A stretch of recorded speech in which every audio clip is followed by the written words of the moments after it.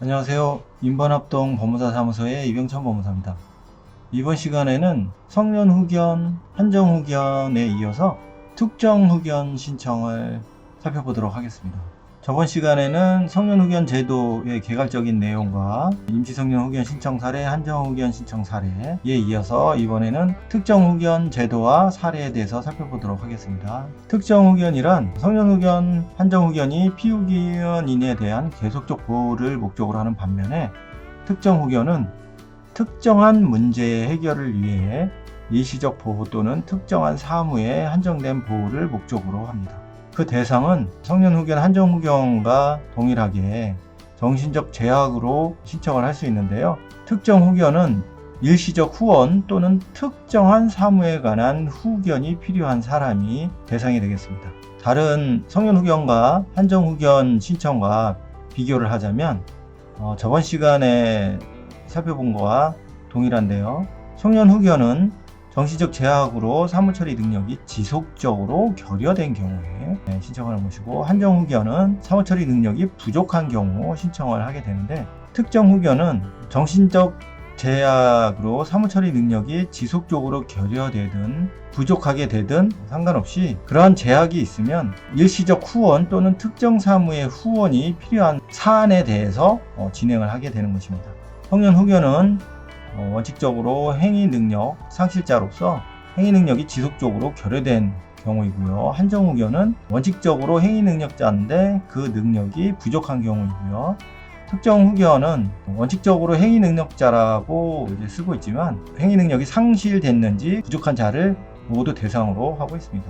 그리고 그 권한으로는 성년 후견은 원칙적으로 포괄적인 권한을 갖고, 한정 후견은 말 그대로 법원이 정한 한정적인 범위 내에서만 권한을 갖고요. 특정 후견도 말 그대로 법원이 정한 특정한 권한 범위 내에서만 권한을 갖습니다. 그래서 특정 후견인의 권한에 대해서 또 구체적으로 살펴보면, 피특정 후견인의 후원을 위하여 필요하다고 인정하면 가정법원은 기간이나 그 범위를 정해서 후견인에게 대리권을 수여할 수 있고요. 성년 후견이 포괄적 대리권을 가지는 것과 대비가 됩니다.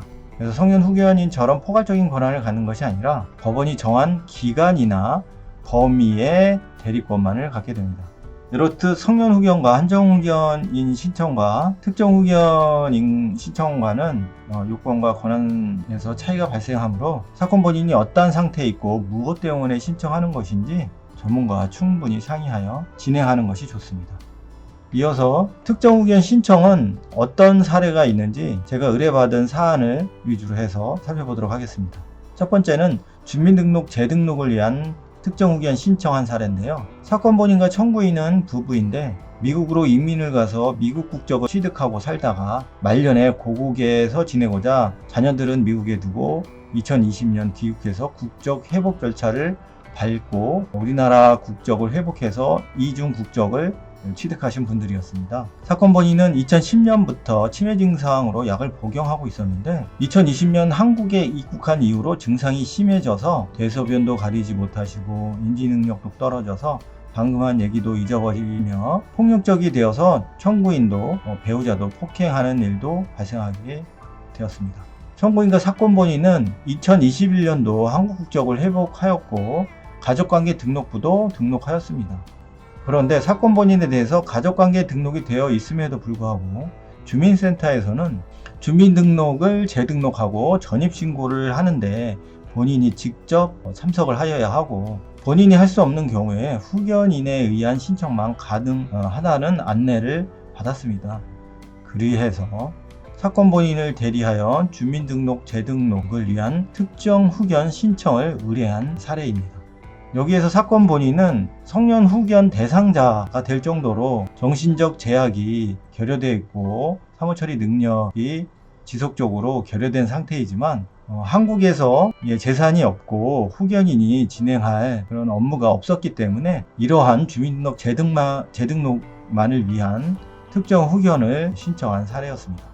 두 번째 사례는 외국인 명의의 한국은행 계좌 잔고를 외국으로 송금하는 내용의 특정 후견인 신청 사례였습니다.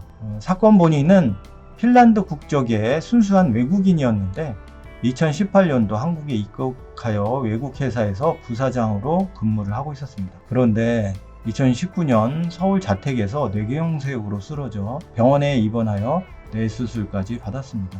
혼자 살다 보니 너무 늦게 발견되어 뇌 절반 가까이가 죽어 있었던 안타까운 사안이었는데요. 다행히 생명은 구할 수 있었습니다. 다만 눈은 뜨고 있었지만 휴유증으로 거동이 불가능하고 인지능력, 언어능력이 모두 불가능합니다. 2개월 동안 중환자실에서 입원하였고 핀란드에서 부모님이 와가지고 본국으로 데려가 현재는 본국에서 치료받고 있는 상태였습니다. 사건 본인은 당시 한국에서 근무하면서 수령한 우리은행 급여 계좌가 있었는데요. 본인이 인출할 수 없으니 직장 동료였던 청구인을 대리인으로 하여 우리은행 계좌에서 예금 인출을 대리하기 위한 특정 후견인 선임 신청을 하게 된 사례였습니다. 그래서 제가 외국인을 상대로 한 특정 후견인 신청한 사례였는데요. 외국인이므로 우리나라에서 성년 후견을 진행할 필요는 없었고 우리나라 은행 계좌에 있는 예금만 인출하는 권한을 내용으로 하는 특정 후견인 신청을 진행한 사례였습니다. 세 번째로는 대습 상속인의 상속재산 분할 협의의 대리를 위한 특정 후견인 신청 사례였는데요. 대습 상속인이란 말 그대로 대신하여 상속하는 상속 사례를 말하는데 구체적인 내용은 사건 내용을 살펴보도록 하겠습니다. 청구인은 사건 본인의 이모인데 청구인이 모친을 모시고 살고 있었는데 모친이 2023년도에 사망을 하셨습니다. 그래서 모친의 상속인으로는 자녀가 3명 있었는데 그중 맏딸이 어머님이 사망하기 1년 전인 2022년도에 사망을 하고 말았습니다. 그 맏딸의 상속인으로는 남편과 자녀가 있어서 맏딸의 상속을 대신 상속하는 대습 상속을 하게 되었습니다. 그 대습 상속인 중에 자녀가 양극성 정동장애, 심각한 정신병증이 있어서 상속과 관련된 법률 행위를 할 수 없는 상태였습니다. 그래서 돌아가신 청구인의 어머니는 아파트를 가지고 계셨는데 그 맏딸이 사망하여 사건 본인이 대습 상속을 하게 되었고 사건 본인의 정신적 제약으로 상속재산 분할 협의를 할 수 없는 상태이므로 사건 본인의 아버지에게 이러한 상속재산 분할 협의에 대리권을 부여하고자 이런 특정 후견 신청을 하게 된 사안이었습니다. 그래서 사건 본인은 미국에 있고 사건 본인에 대해서 성년 후견 대상자로서 정신적 제약이 심각하지만 굳이 성년 후견 신청을 할 필요는 없고 이러한 사안에 대해서만 상속재산 분할 협의 대리권만 부여받기 위한 특정 후견 신청을 하면 되었기 때문에 이런 특정 후견 신청을 진행한 사안이었습니다. 네, 이로써 성년 후견, 한정 후견에 이어서 특정 후견 제도와 사례까지 한번 살펴보았습니다. 다음에는 더 알찬 내용으로 다시 찾아뵙겠습니다. 감사합니다.